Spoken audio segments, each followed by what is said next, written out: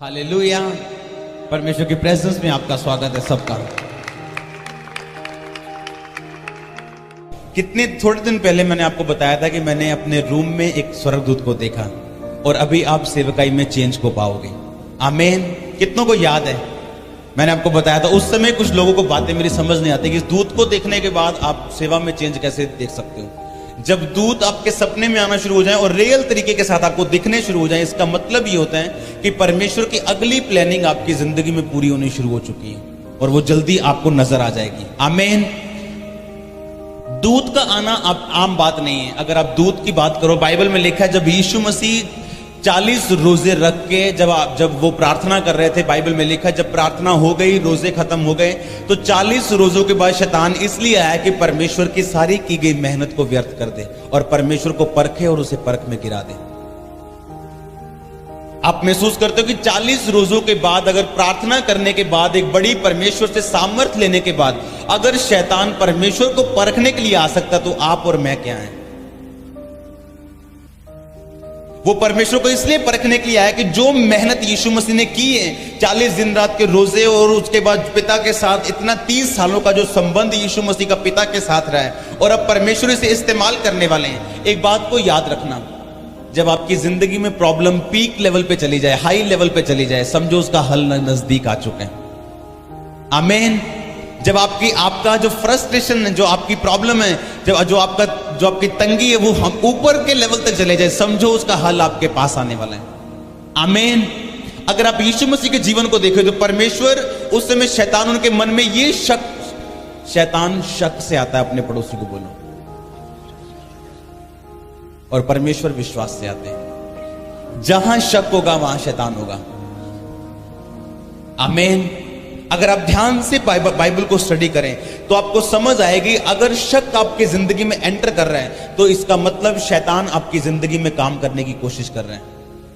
अगर आप अपनी आत्मिक आंखों से नहीं, अपने शरीर की आंखों से देखें, अगर 40 दिन रात के रोजे रखने, 40 दिन रात कुछ ना खाने के बाद एक व्यक्ति जिंदा नहीं रह सकता, लेकिन यीशु मसीह जिंदा थे 40 दिन रात के रोजों के बाद भी, और लेकिन फिर भी यीशु मसीह ने आकाश से परमेश्वर की आवाज को सुना। इससे बड़ा चमत्कार मेरे को नहीं पता कि बाइबल में अगर कोई है तो। आकाश से आकाशवाणी होनी कि ये मेरा प्रिय बेटा और मैं इससे बहुत प्रसन्न हूं, जब यीशु मसीह ने बपतिस्मा लिया था। लेकिन अगर आप ध्यान से बाइबल को पढ़े, आकाशवाणी होने के बाद शैतान परमेश्वर से ये कह रहा है कि अगर तू परमेश्वर का बेटा तो इन पत्थरों को बोली रोटियां बन जाएं। तो क्या परमेश्वर को यकीन नहीं था कि वो परमेश्वर का पुत्र है या नहीं? हमें ऐसा लगता है कि जो दाऊद और एस्तर जैसे लोग थे वो आसमान से उतरे हुए लोग थे। वो भी आपकी तरह और मेरी तरह शक और विश्वास से जूझते और लड़ते हुए लोग थे। अगर यीशु मसीह को ये बात 100% फेथ था तो शैतान ने उन्हें परखने की कोशिश क्यों की कि अगर तू परमेश्वर का बेटा है तो ये पत्थरों को बोल रोटियां बन जाए। अगर तू परमेश्वर का बेटा है, शैतान ने यीशु मसीह के दिल में भी ये शक डालने की कोशिश की कि तू परमेश्वर का अगर बेटा है तो इन पत्थरों को रोटियां बना।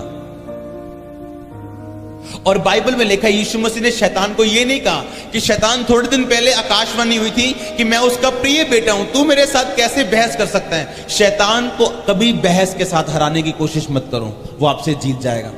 अगर आपकी जिंदगी में वचन नहीं है तो आपकी जिंदगी में कुछ भी नहीं है।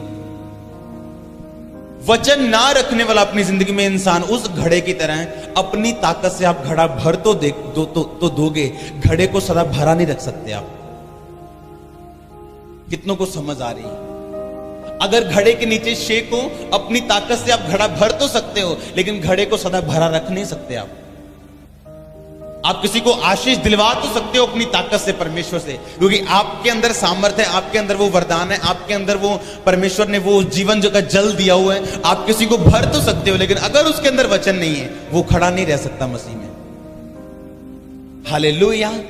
अगर उसके अंदर वचन है तो एक दिन वो सारा पानी, सारा जो चमत्कार है वो नीचे टप टप टप टप खत्म हो जाएगा एक दिन, क्योंकि उसके अंदर परमेश्वर का वचन नहीं। इसीलिए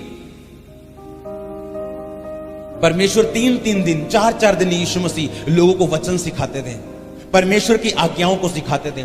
जब पहाड़ी उपदेश आप पढ़ते हैं, यीशु मसीह परमेश्वर के वचनों को लोगों को बताते थे। कितना कितना देर उनको परमेश्वर की व्यवस्था के बारे में सिखाते थे कि जो चमत्कार मैंने इनके जीवन में किया और जो मैं करने वाला हूं उसको ये संभाल सके अपने जीवन में।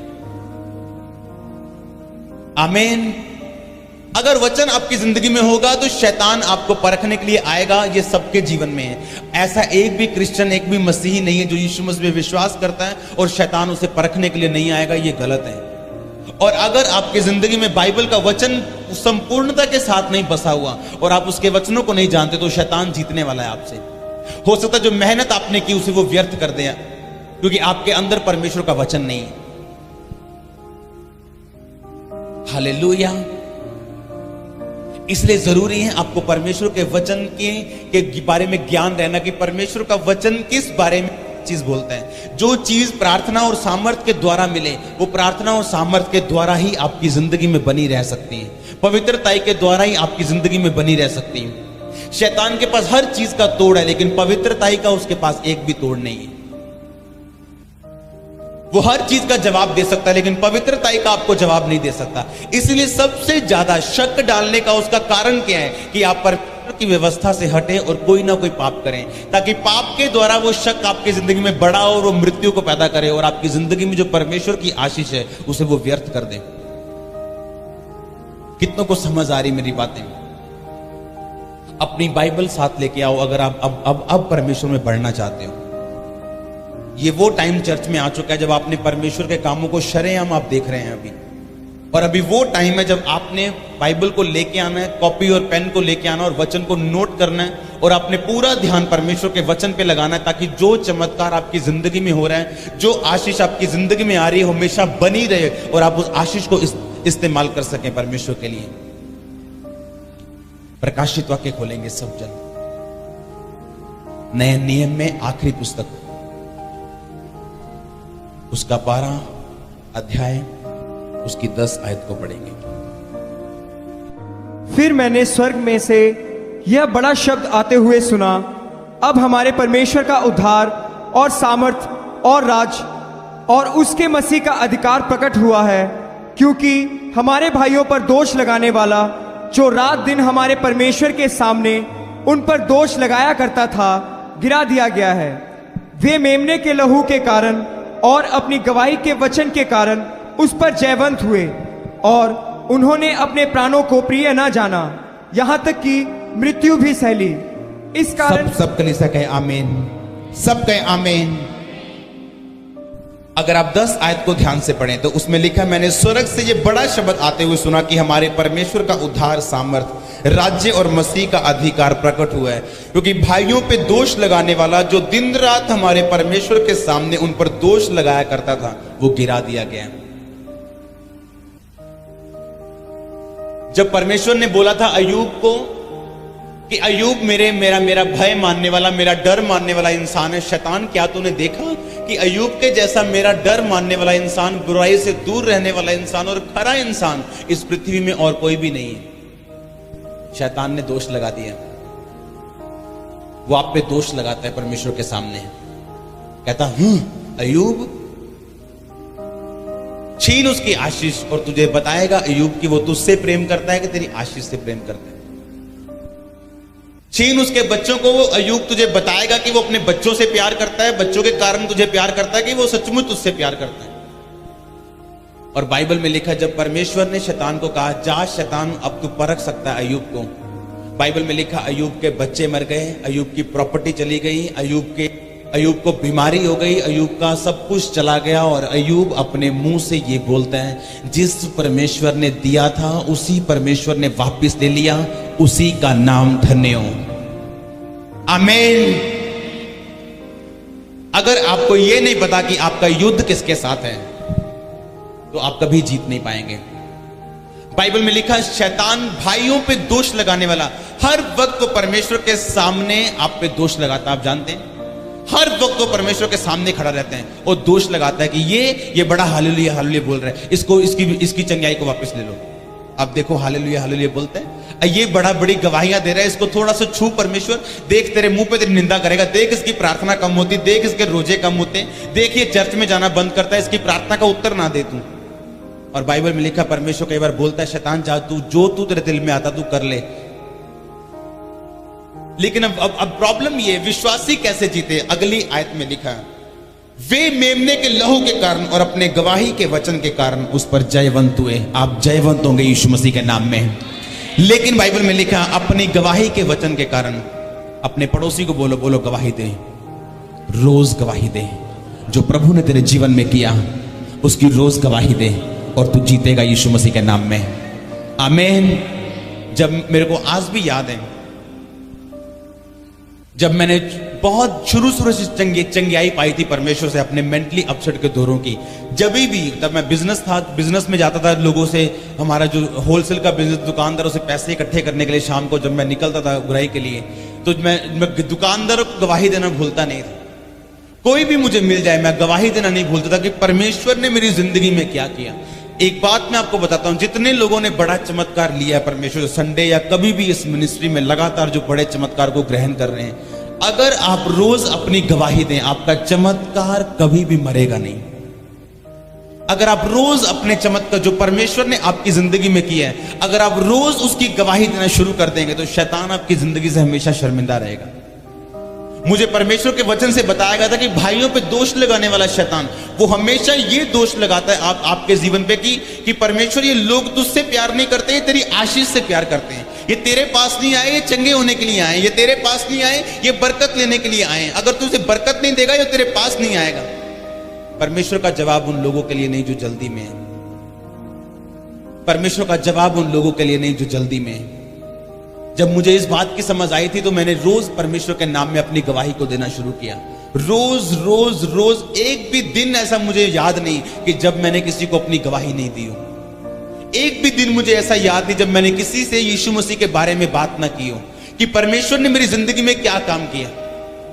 कहीं भी मैं जाता था यीशु मसीह के बारे में बात करना और परमेश्वर ने मेरी जिंदगी में क्या किया मैं उस बारे में बताने से कभी चूकता नहीं था, क्योंकि बाइबल के वचनों को शुरू से मैं जानता था कि बाइबल में लिखा है वो मेमने के लहू के कारण, यानी यीशु मसीह के लहू के कारण जो उसने हमारे लिए बहाया, और अपनी गवाही के वचन के कारण शैतान पर उन्होंने फतह पाई।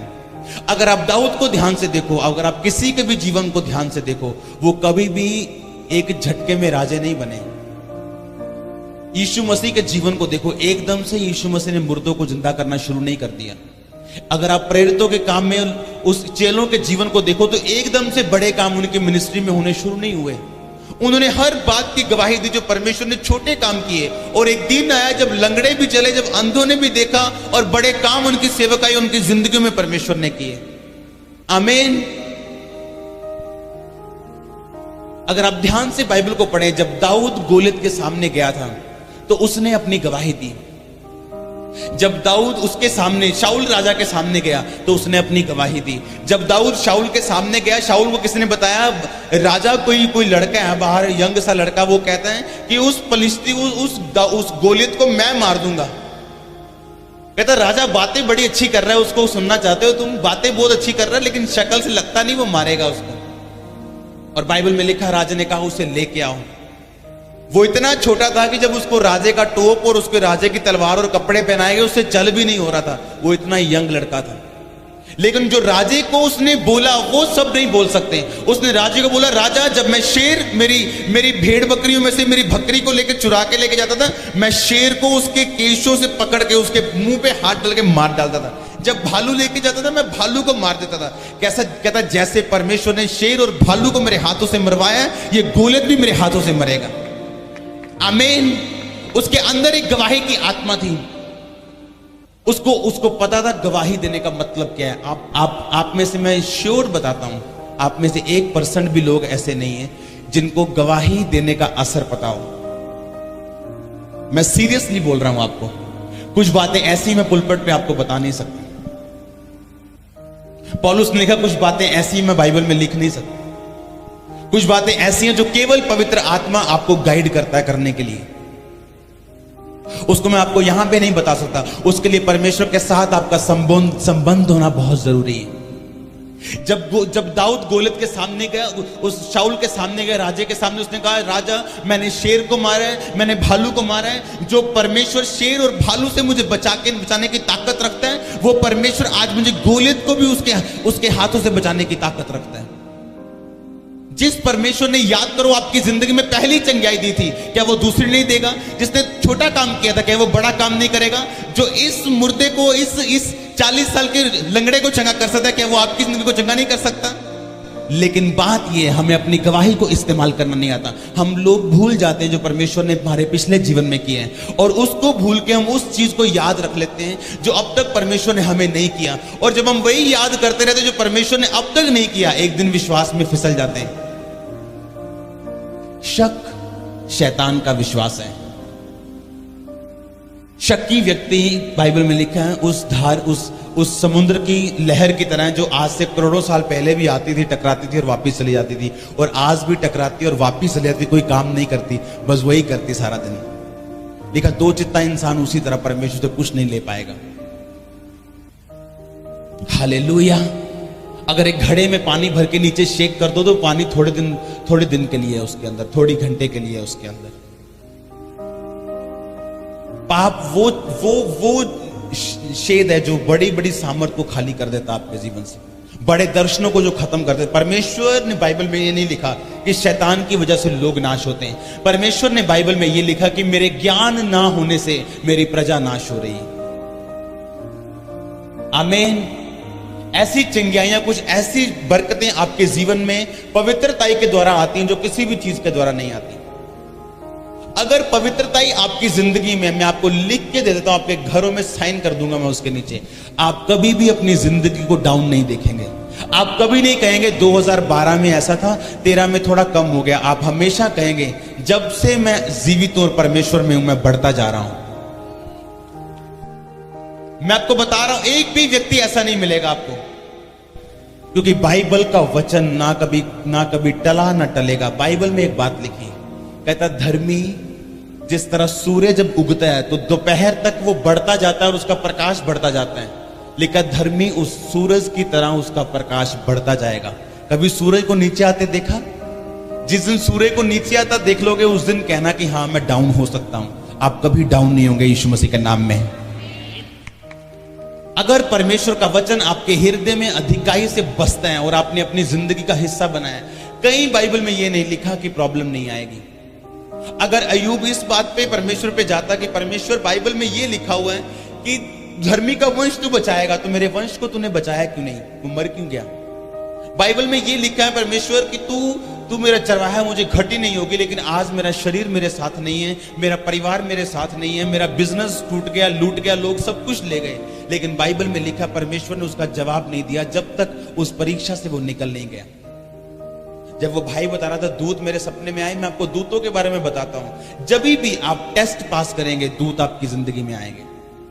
जब यीशु मसीह ने टेस्ट पास किया, बाइबल में लिखा जब 40 रोजों के बाद शैतान ने परखा और परमेश्वर ने वचन के बीच से उत्तर दिया, तो लिखा कुछ दूत आसमान से उतरे और परमेश्वर की सेवा करने लगे। दूत आना आपकी जिंदगी में यह प्रूफ करता है कि आपने अपने टेस्टों को पास कर दिया है, प्रमोशन के लिए तैयार हो जाओ। आमीन।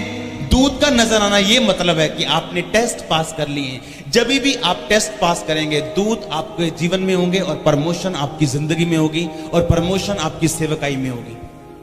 अगर आप इस सेवकाई को शुरू से देखो तो आप देख रहे हो सामर्थ हर हफ्ते बढ़ रही है, हर हफ्ते काम बढ़ रहे हैं, हर हफ्ते हम नए नए चीजों को परमेश्वर में देखते जा रहे हैं। और आप हैरान नहीं है, मैं खुद भी हैरान हूं परमेश्वर से, क्योंकि जिस वचन पे मैं खड़ा हूं शुरू से कि अगर आपकी जिंदगी में पवित्रता ही नहीं गई तो आप बड़े कामों को बढ़ते हुए देखेंगे अपनी जिंदगी में। आमीन। अगर आपकी जिंदगी में पवित्रता ही है, अब चाहे वो गरीबी 300 साल से आपके परिवार में चलती आ रही है, आप पहले शख्स होंगे जो अमीरी में होंगे। अगर वो कर्ज आपके परिवार में 300 साल से चलता आ रहा है, आप पहले जन होंगे जो श्राप से आजाद होंगे। परमेश्वर का वचन अगर आपकी जिंदगी में है, अगर आप रोज बाइबल को पढ़ते हैं, आप रोज वचन को पढ़ते हैं, आपने अपनी जिंदगी में पवित्रताई को रखा हुआ है, आप बुरे समय में जब भाइयों पे दोष लगाने वाला शैतान, लिखा वो गिरा दिया गया, अभी वो गिराया नहीं गया, ये प्रकाशित वाक्य बोल रहा है वो, अभी ये समय आना बाकी है। ये परमेश्वर ने हमें प्रकाशित वाक्य यानी आने वाली पुस्तक है। ये बाइबल में एक ऐसी पुस्तक है जिसको परमेश्वर ने कभी नहीं कहा कि अगर तू मानेगा तो तू आशीषित होगा। प्रभु ने कहा अगर तू पढ़ेगा तो तू आशीषित होगा। आपको पता है ये बात? बाइबल में एक ही पुस्तक ऐसी है, लास्ट पुस्तक प्रकाशित वाक्य। मान लो किसी दिन आपको आशीष चाहिए, आप कहते परमेश्वर आज मुझे आशीष चाहिए, सिर्फ प्रकाशित वाक्य पढ़ लो, आप आशीषित हो जाओगे। उसमें लिखा कि धन्य वो जो इस पुस्तक को पढ़ते हैं, इस भविष्यवाणी की बातों को सुनते हैं। आशीष लेना आसान है, लेकिन हमें पता नहीं मिलती कैसे। अगर किसी दिन आपको आशीष चाहिए, समझो आज रात को आपको आशीष चाहिए, आप इस पुस्तक को पढ़ लो, आप आशीषित हो जाओगे। आपको जोर लगाने की जरूरत नहीं। एक परमेश्वर ने नहीं कहा इसको पढ़ना और मानना और अपनी जिंदगी में लागू करना तो तू आशीषित हो जाएगा। प्रकाशित वाक्य में जो लिखा है आप उसे मान नहीं सकते, क्योंकि वो आने वाली बातें हैं। जो परमेश्वर जो होना है, परमेश्वर ने वो सारा पहले लिखा हुआ है कि इस दुनिया में वर्ल्ड वार होनी है, अभी परमाणु युद्ध होने हैं। आप देखेंगे परमाणु युद्ध को होते हुए थोड़े सालों के अंदर अंदर आप देखेंगे परमाणु बम गिरे देशों पे। आप देखेंगे ऐसे परमाणु बम गिरने वाले आज तक नहीं गिरे इस दुनिया में। जो पहले गिरे थे वो आपको बिजली बम लगे के सामने। मैं सीरियसली कह रहा हूं। अगर आपको आशीष चाहिए तो प्रकाशित वाक्य पढ़ लेना घर जाके, उसी टाइम आशीष आपकी होगी। आमीन। अगर वचन के साथ आपका प्रेम बन गया और लगाव बन गया और आपको समझ आ गई कि वचन जिसके अंदर है वो कभी मरता नहीं।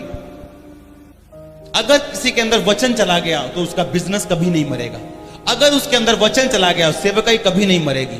अगर उसके अंदर वचन चला गया, वो परमेश्वर की आशीष जो उसने पाली है वो कभी नहीं मरेगी। उसके वचन में जीवन देने वाली ताकत है। आमीन।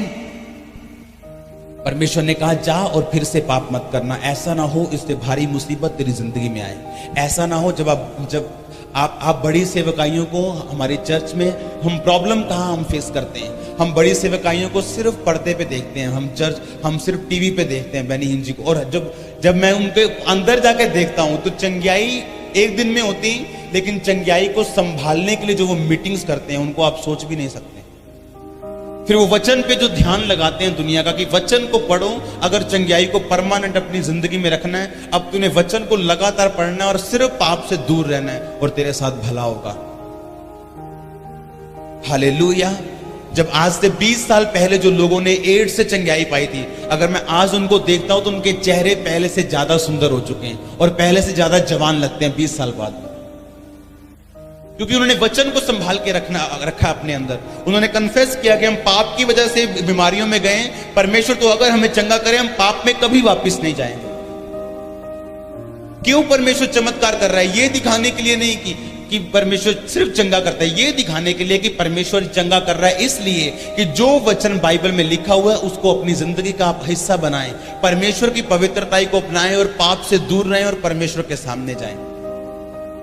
ये नहीं आपके जो क्रचिज छूट गए तो सबसे पहले आप ठेके पे जाए, ठेके वाले पूछे भाई 15 मिनट जल्दी आ गए, बोले हाँ अभी क्रचिज चर्च में गया था, पौड़ियां छूट गई, आज मैं भाग के आया हूं पीने के लिए।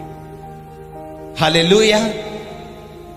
और रास्ते में स्तुति करता हुआ जा रहा है, प्रभु तेरी स्तुति हो, आज पौवा जल्दी पीने जा रहा हूं। हालेलुया। पाप के लिए परमेश्वर के पास कोई जगह नहीं। अगर आपको वो पसंद नहीं कि ये मेरी जिंदगी में हो तो वो मत करो जो परमेश्वर को पसंद नहीं। अगर गरीबी पसंद नहीं तो वो मत करो जो परमेश्वर को पसंद नहीं। अगर बीमारी पसंद नहीं वो मत करो जो परमेश्वर को पसंद नहीं। कितनों को समझ आ रही है आज मेरी बातें? वचन पे ध्यान रखना, वचन को रोज पढ़ना और वचन को अपनी जिंदगी का खास हिस्सा बनाना, ये आपकी जिंदगी के लिए जरूरी है। आमीन। बाइबल में लिखा, पौलुस ने कहा कि जो प्रचार मैं कर रहा हूं ये चमत्कार उसका एक रीजन है कि ये चमत्कार इसलिए हो रहे हैं कि आपको ये विश्वास हो कि जो प्रचार किया जा रहा है वो जीवित परमेश्वर है। वो परमेश्वर आपको बोल रहे हैं पापों से निकलने के लिए, और लोगों को सुसमाचार आप जाके दें और लोगों को बताएं कि यीशु मसीह जी उठे।